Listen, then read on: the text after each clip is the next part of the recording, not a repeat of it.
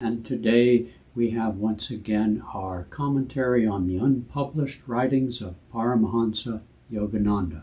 I'd like to start with an excerpt from one of his metaphysical meditations on a Christmas morning.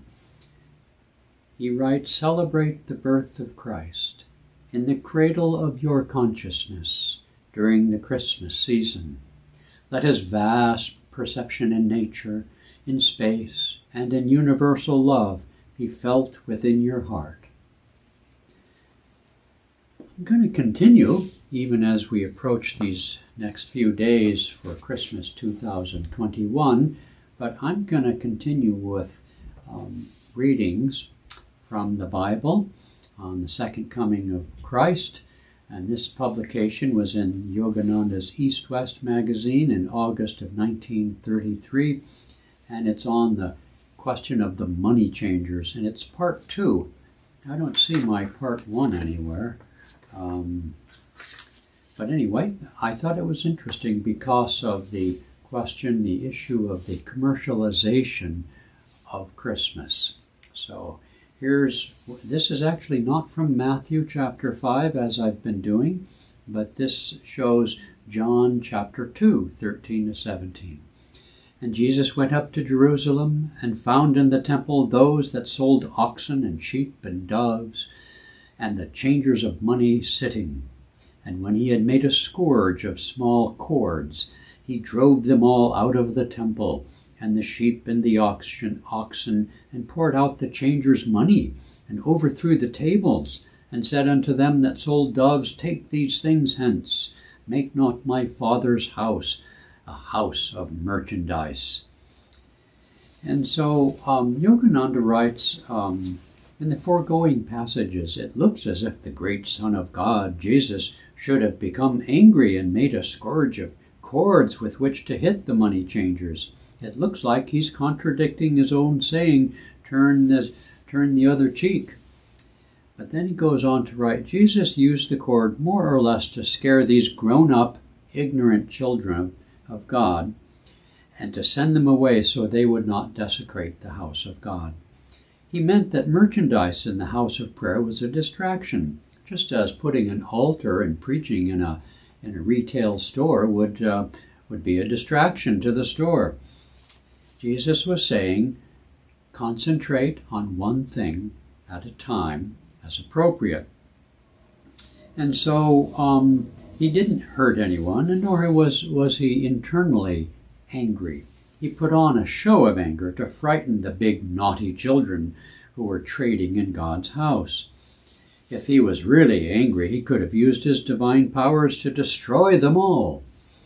And so then he goes on to tell a charming Hindu story. I won't read it, I'll just paraphrase it. I know it well enough anyway, in which there was a serpent, a snake, on a hill overlooking a village. There's a great big serpent, and the children of the village would go up on the hill and play, but the serpent found their play, their noisy thumping around, as distracting or annoying, and so the serpent from time to time would bite a child, and the child would die. And so the villagers came in a group to a sadhu, a saintly man who lived just outside the village, and asked him to intervene. And so the sadhu, the saint, went to the hole where the big serpent lived and called him out to appear and spoke to the serpent to say, "Do not bite these children and kill them." And so the serpent agreed in their telepathic exchange.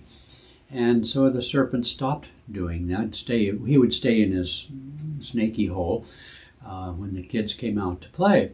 Well, the sadhu, the saint, went on a pilgrimage for a little bit. And when he came back, he found the snake all beat up and bruised, lying outside his snake hole.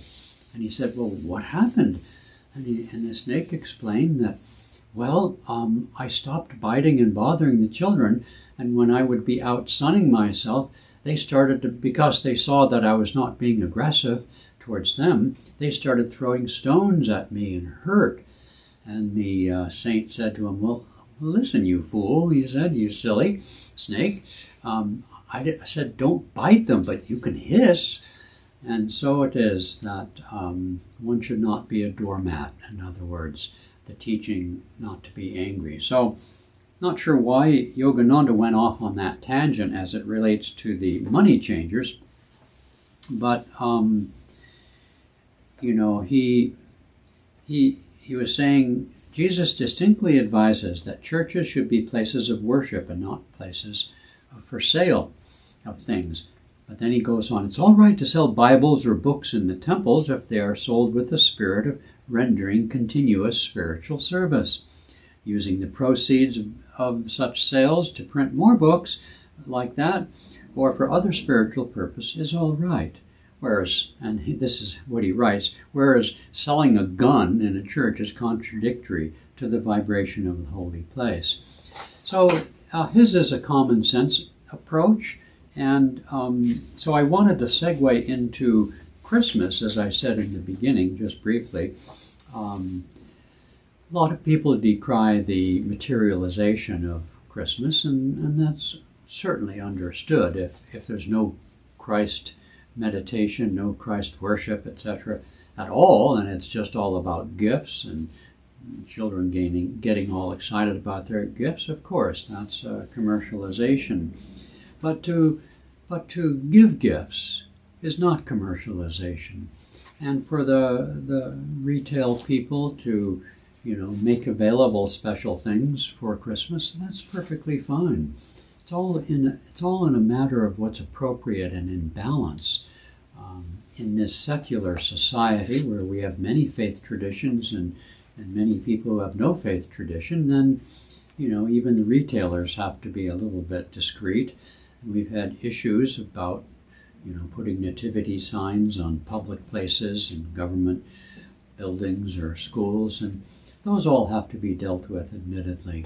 But that doesn't mean that there's anything wrong about gift giving and enjoying the children's delight at receiving presents. But we should also educate the children and teach them to pray and teach them the beautiful story of the birth of Christ and so forth as well. So, like with his comments on the money changers, it is a question of balance. Yogananda himself was delighted in the Christmas traditions that he found here in America, the Christmas tree, and he loved to get gifts, not expensive things, obviously, but sometimes fun little gifts, teasingly offered to his friends and disciples and loved ones.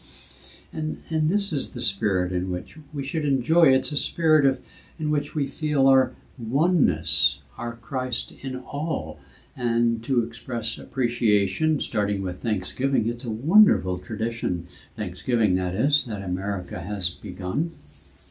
And so, I hear people make sarcastic comments about the malls and so forth. That's, the Salvation Army used to come out, and, there are some wonderful things about the Christmas tradition as it's evolved in America. We just have to find the right balance. I just see a lot of young people just turning their nose up at Christmas and for, the excesses that we find and so on.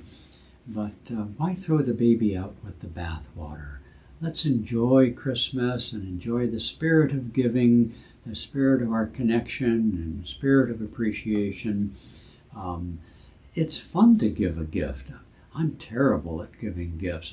My mind just freezes. So I'm not a good example, but when I can figure it out, I certainly enjoy giving things that I think someone would appreciate. And the last point, Swami Kriyananda taught us that we should also give gifts that we appreciate, meaning don't just give a gift to somebody because they will like it, but you have you don't like it at all. That doesn't make sense. A gift that we give should be something that